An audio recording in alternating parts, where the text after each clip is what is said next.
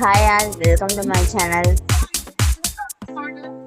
இன்னைக்கு நம்ம ஒரு கொலக்கட்டை ரெசிபி தான் பார்க்க போகிறோம். விநாயகர் சதுர்த்தி ஸ்பெஷல் கொலக்கட்டை, உப்பு கொலக்கட்டை, அப்புறம் ஸ்வீட் கொலக்கட்டை, பால் கொலக்கட்டை மூணும் எப்படி செய்யலாம்னு வாங்க பார்க்கலாம்.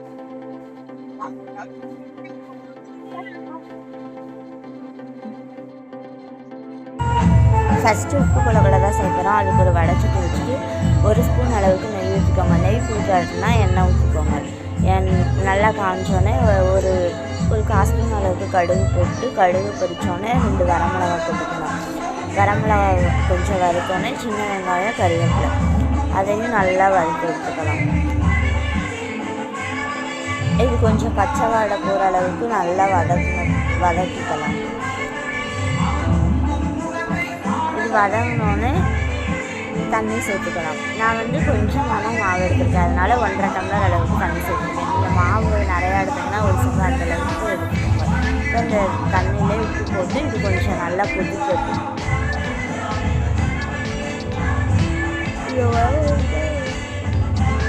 இந்த கொலக்கட்டை சாயங்காலம் ஆகிக்குள்ள அவ்வளோ சாஃப்டாக இருக்கும். நீங்கள் செஞ்சு எவ்வளோ நேரம் ஆகும் இந்த ப்ராசஸ் பண்ணிக்கலாம். இப்போ நல்லா கொதிச்ச பின்னாடி நம்ம மாவை போட்டு ஒரு கரண்டி வச்சு அந்த ஸ்வீட்லேயே நல்லா கிளறிட்டு ஸ்டவ்வை ஆஃப் பண்ணி வச்சுக்கோங்க. இது நல்லா ஆறின பின்னாடி நம்ம கையில் உருண்டையாக பிடிச்சி வச்சுக்கலாம். ஓகே, இது ஓரமாக இருக்கட்டும். அடுத்து நம்ம பூரண கொலக்கட்டை செய்கிறதுக்கு கடலைப்பருப்பு எடுத்து நல்லா கழுவிட்டு நல்லா குழையிற அளவுக்கு வேக வச்சு வச்சுக்கோங்க. இது நல்லா குழஞ்சி மாவு மாட்ட வேகும், அந்த அளவுக்கு வேகட்டும். அடுத்து ஒரு பாத்திரத்தில் கொஞ்சம் வெல்லம் சேர்த்து தண்ணி சேர்த்து அது நல்லா கொதிச்சோடனே வடித்து எடுத்து வச்சுக்கலாம். இப்போ நல்லா நம்ம பருப்பை வெந்தோடனே நான் மிக்சியில் போட்டு ஒரு 2 சுற்றி எடுத்து வச்சுட்டேன். அடுத்து வெல்லத்தை காய்ச்சி வச்சோம்ல அந்த இதையும் சேர்த்துட்டு ஏலக்காய் தூள் ஒரு 2-3 ஏலக்காவை தட்டி சேர்த்து அதை நல்லா ஸ்டவ்வில் வச்சு கலரிகிட்டே இருக்கணும், ஸ்லிம்மில் வச்சு. அது நல்லா ஒரு க்ரீம் மாட்ட நல்லா வரணும்.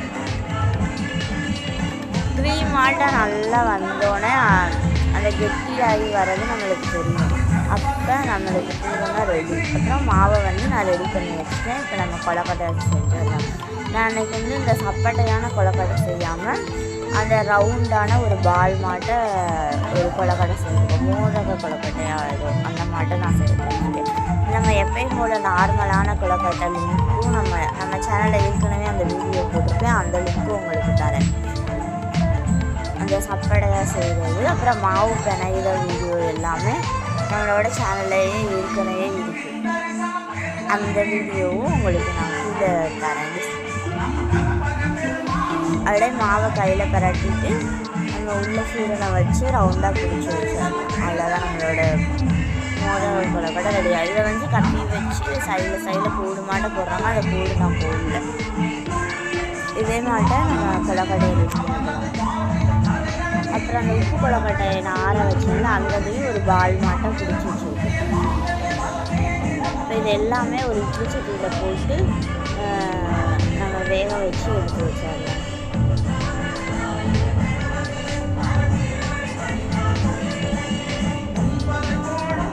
ஓகே, இது சைடில் வெந்துட்டு போட்டும் நம்ம எடுத்த பால் கொலக்கட்டை எப்படி செய்கிறதுன்னு பார்த்தாங்க. இது ஒரு 10 நிமிஷத்துலேயே வெந்துடும். பால் கொலக்கட்டை செய்கிறதுக்கு ஒரு பாத்திரம் வச்சு அதில் தண்ணி ஊற்றி வச்சுக்கலாம். மாவு அதே மாவு பிணைச்சி குட்டி குட்டியாக பால் மாடை செஞ்சுக்கலாம்.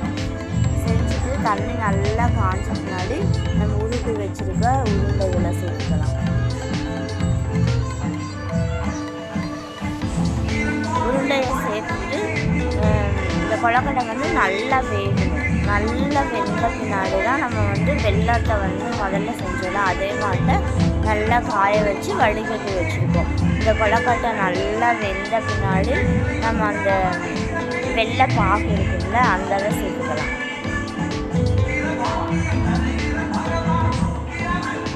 அப்புறம் ஒரு 2 ஏலக்காவை தட்டி சேர்த்துக்கிறோம். இது நல்லா கொதிக்கட்டும். வெள்ளம் கொஞ்சம் பாகு மாட்டம் ஆகணும், அதனால் ஒரு 5 நிமிஷத்துக்கு நல்லா கொதிக்க வச்சுக்கோங்க. இது நல்லா 5 நிமிஷத்துக்கு கொதிச்ச பின்னாடி நம்ம ஒரு பவுலில் கொஞ்சோன்னு அரிசி மாவு எடுத்து கொஞ்சம் தண்ணி ஊற்றி கலக்கிட்டு இந்த இதில் சேர்த்துக்கலாம்.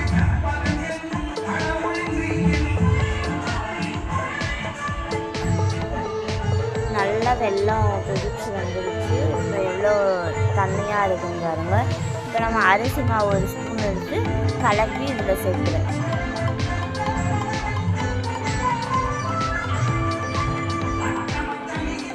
இது சேர்த்துட்டு ஒரு கிளறிட்டு ஒரு 5 நிமிஷம் விட்டோம்னா அது நல்லா கொதிச்சு அந்த கொலன்னு வரும்ல, அந்த மாட்டம் வரும். அதுக்காக தான் அது சேர்க்குறது.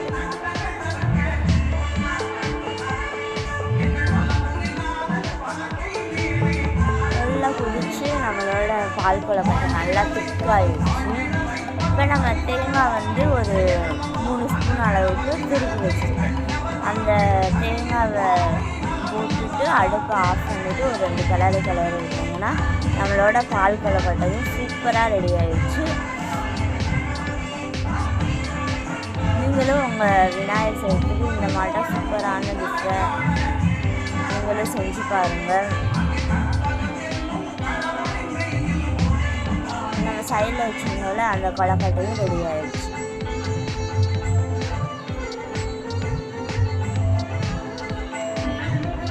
ஓகே, சூப்பரான கொலக்கட்டை எல்லாம் ரெடி ஆகிடுச்சு. நீங்களும் இந்த விநாயகர் சதுர்த்தியை இதே மாதிரி கொலக்கட்டை செஞ்சு என்ஜாய் பண்ணுங்கள். ஹாப்பி விநாயகர் சதுர்த்தி.